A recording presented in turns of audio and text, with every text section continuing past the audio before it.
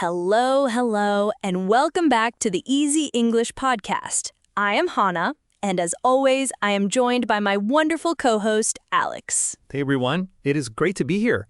I'm really excited about today's topic because it is something we use every single day in English, but it can get a little tricky. Yes, definitely.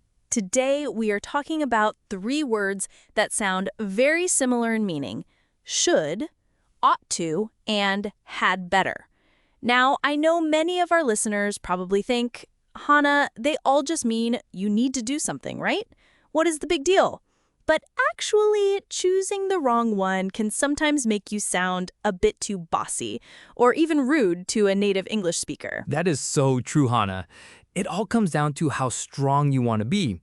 Imagine you are talking to your boss or a friend, and you want to give some friendly advice. If you use the wrong word, they might think you are threatening them or ordering them around. We don't want that, do we? Oh, definitely not. I want to keep my friends and my job, thank you very much. So, Alex, let's start with the most common one, the one everyone knows: should. How do we use should? Good old should. This is our friendly, all-purpose word for giving advice or sharing an opinion. It is very soft and polite. When you say you should do something, you are just saying, I think this is a good idea. For example, Hannah, you should try the new coffee shop down the street. Their croissants are amazing. Ah, see? That sounds nice and friendly. You were just sharing a suggestion. If I don't go to the coffee shop, nothing bad will happen to me, right? Except maybe I miss out on a tasty croissant. Exactly. There are no bad consequences. It's just a friendly recommendation. You can use should with your friends, your family, your coworkers, or even your boss. It is always safe. Okay, that makes sense. Now, what about ought to? To be honest, Alex, when I first learned English, I thought ought to was just a fancy, old-fashioned way of saying should. Is that correct? You are actually very close, Hannah. Ought to has almost the exact same meaning as should. It is used for advice and opinions, but you are right that it is a bit more formal, and we don't use it quite as much in everyday spoken English as we use should. So, if they mean the same thing, can I just say, you ought to try the new coffee shop? Yes, you absolutely can. It sounds perfectly fine, just slightly more formal. But here is a little trick with ought to. We often use it when we are talking about laws, duties, or moral obligations. For example, we ought to respect our elders, or drivers ought to stop at the red light. Oh, I see. It has a little bit more weight to it, like, this is the right thing to do. But wait, there's a pronunciation thing here, isn't there? When native speakers say ought to quickly, it doesn't sound like ought to at all. You have a great ear, Hannah. Yes, in fast, casual speech, ought to often sounds like oughta, like you oughta see that movie. It blends together. But remember, in writing, especially formal writing, you should write it out fully as ought to. Got it. Oughta for speaking, but write ought to. Now let's look at the third one, which I think is the real troublemaker here: had better. Why can this one sound aggressive or rude? Had better. This is where things get serious. Unlike should and ought to, which are just friendly suggestions, had better is a warning. It means you must do this, and if you don't do it, something bad will happen. Wow, okay. So it has a threat or a negative consequence attached to it. Can you give us an example? Sure. Imagine your car has a tiny oil leak. I might say, Hannah, you should fix that leak when you have time. That is just friendly advice. But now imagine there is smoke pouring out of your engine. In that case, I would say, Hannah, you had better stop the car right now.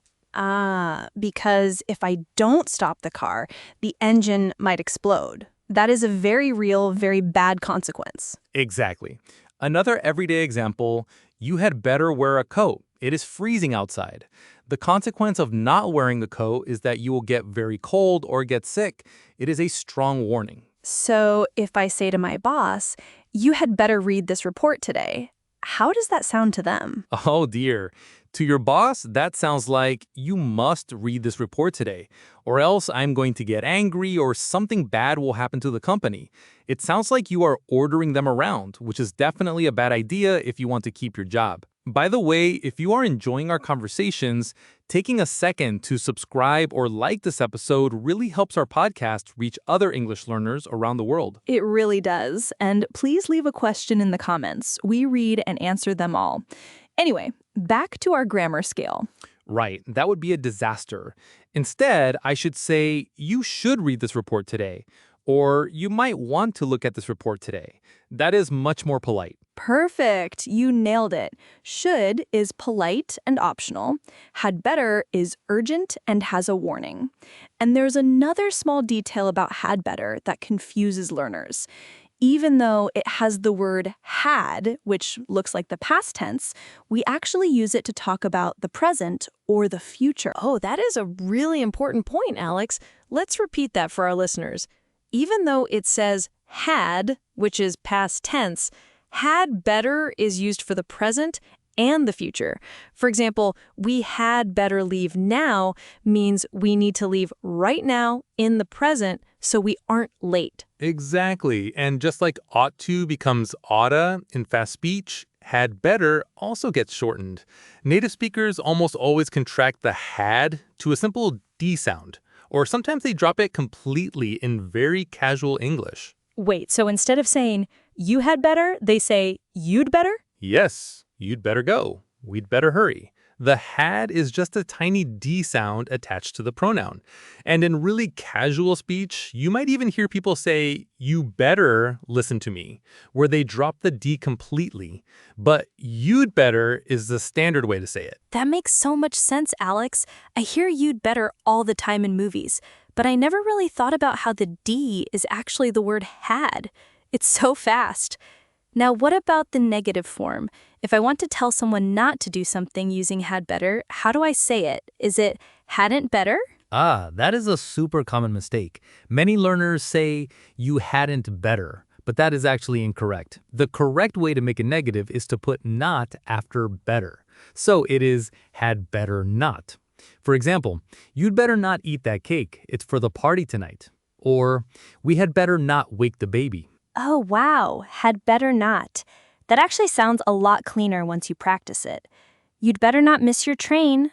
Let me try another one. I'd better not drink any more coffee today or I won't sleep tonight. Is that correct? That is absolutely perfect, Hannah, and that is a very real example. If you drink too much coffee late in the day, the bad consequence is that you can't sleep. So, had better not fits perfectly there. Now, let's compare this with should not and ought not to. How do we make those negative? Well, should is easy. It just becomes should not or shouldn't. Like, you shouldn't eat so much junk food. But what about ought to? How do we make that negative? Does it become oughtn't to? You are very close. In theory, yes, the negative of ought to is ought not to. We drop the to in the contraction sometimes, making it oughtn't.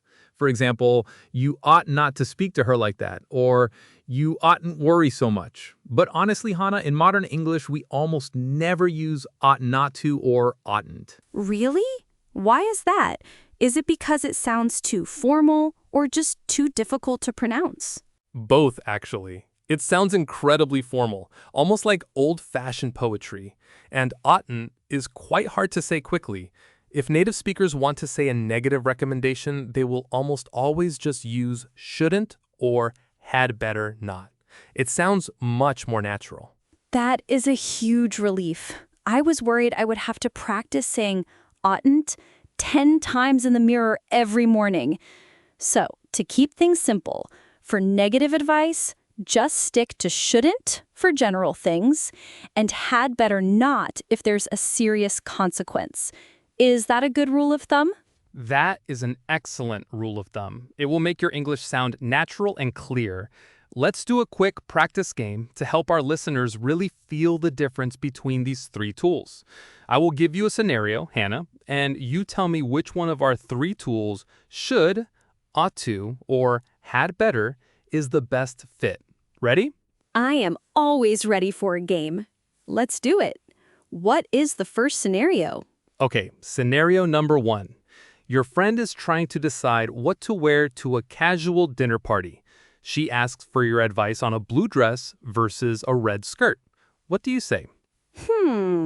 Choosing clothes for a casual party is definitely not a life or death situation. There's no danger or serious consequence here. So I definitely shouldn't use had better. I would use should or ought to. I would say, I think you should wear the blue dress. It looks great on you.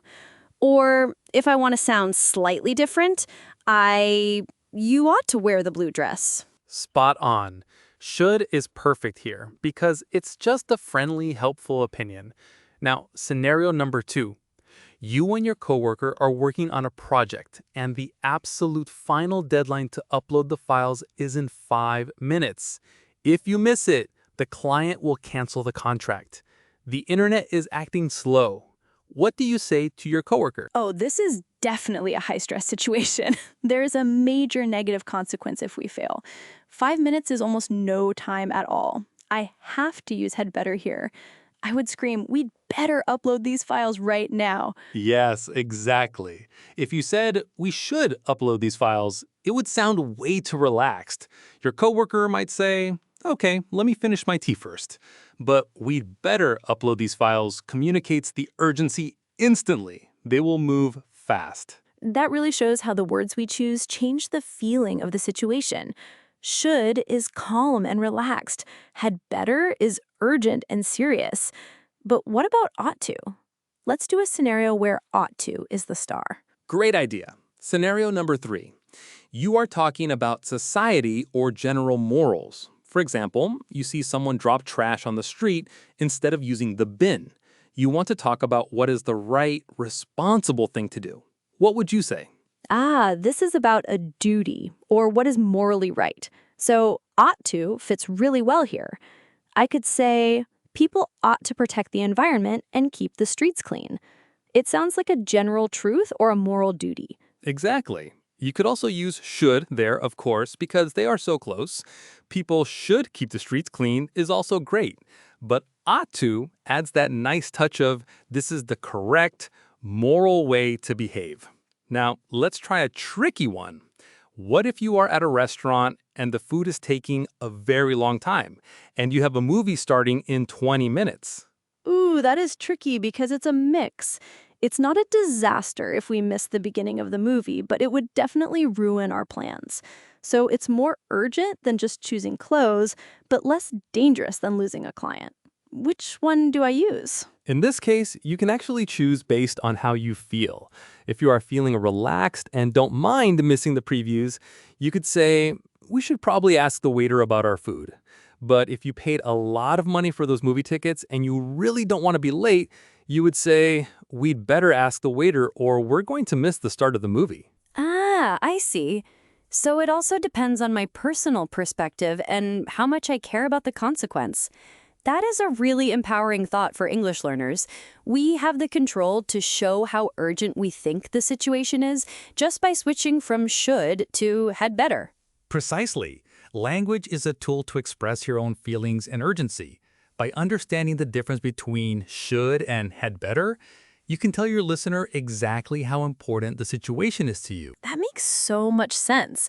But Alex, let's talk about had better specifically.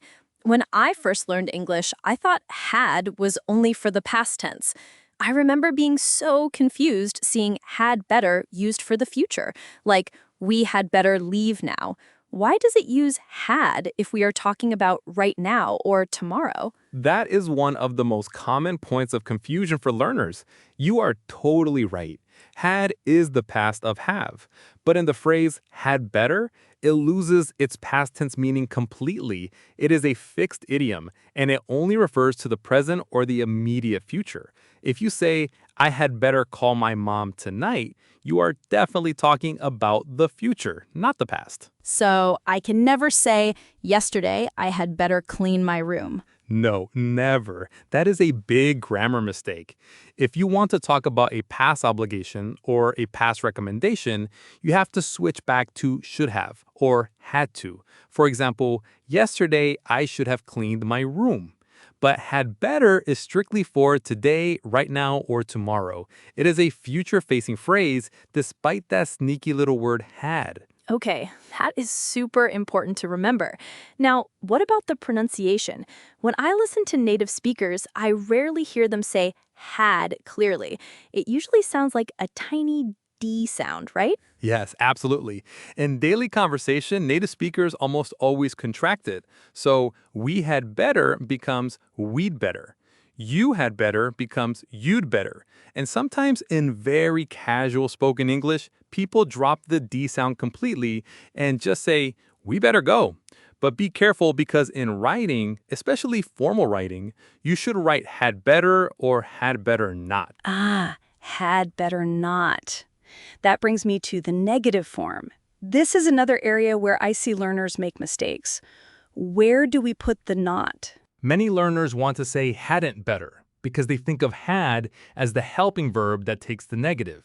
But that is incorrect. The correct negative form is had better not. The not goes right after better.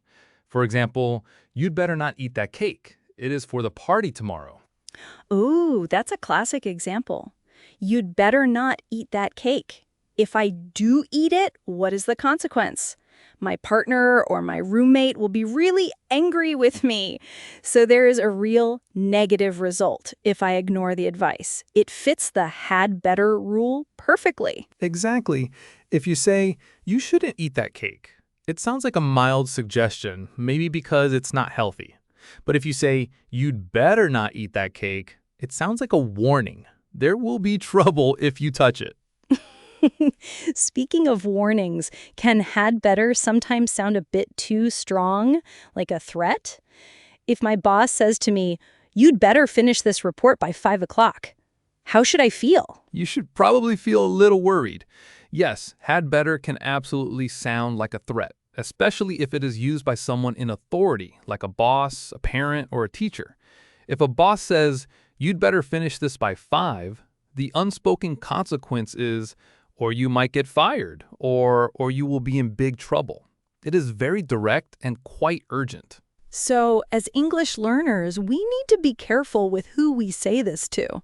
I probably shouldn't tell my boss, you'd better read my email, right? Oh, definitely do not say that to your boss. That would sound very rude and demanding, almost like you are threatening them. Instead, you should use should or could to make it polite. For example, could you please look at my email when you have a moment? Or you should probably take a look at the email I sent. That is an excellent tip. So, had better is great for warning a close friend about a danger or for talking to yourself when you need motivation, like, I'd better start studying or I will fail this exam. But we must be careful using it with people we want to show respect to because it has that built-in urgency and power. That is a perfect summary, Hannah. It's all about relationship dynamics and consequences. Now, let's do a little practice. I will give you a scenario, and you tell me if should, ought to, or had better is the best choice. Ready? I am ready. Let's do it. Okay, scenario 1. Your friend is driving a car. You look down and notice the gas light is on, and the gauge is on empty. There is a gas station right ahead, but after that, there is a long stretch of highway with no stations for miles. What do you say to your friend? Okay, let's look at the situation. If we don't stop at this gas station, we will run out of gas on a lonely highway. That is a very bad consequence. It is definitely a danger. So should is too weak. I need to use had better. I would say, hey, you'd better pull over and get gas here or we'll get stuck on the highway. Spot on. That is exactly how a native speaker would handle it. The consequence of running out of gas is serious, so had better fits perfectly. Now, scenario 2. You are chatting with your coworker at lunch. They mention they want to improve their fitness, but they don't know where to start. What do you say? Well, there is no immediate danger here. If they don't exercise today, nothing terrible will happen tomorrow. It's just a general, friendly suggestion for a better life. So I would use should. I could say, you should try that new yoga class near the office. It's really fun. Perfect. Should is friendly, helpful, and has zero pressure. What about ought to in that situation? Would it work? If I said, you ought to try that new yoga class, it sounds a bit heavy to me. Like, it is your moral duty to do yoga. It doesn't quite fit a casual lunch conversation about fitness, does it? You have a great ear for English, Hannah. You are totally right. Ought to feels a bit too formal or moral for a casual gym recommendation. It is much better to stick with should there. Let's try one more. You see someone drop their wallet on the street, and they don't notice. They are walking away. What is the thought in your head? Oh, this is about doing the right thing. It's a moral situation. I want to be a good citizen. So, ought to is a great fit here. I would think to myself, I ought to run after them and give them their wallet back. Of course, I could also say, I should run after them, but ought to highlights that moral obligation to help someone. Perfect. And if you want to make it super urgent because they are walking really fast, you might say to yourself, I'd better run fast or I'll lose them in the crowd.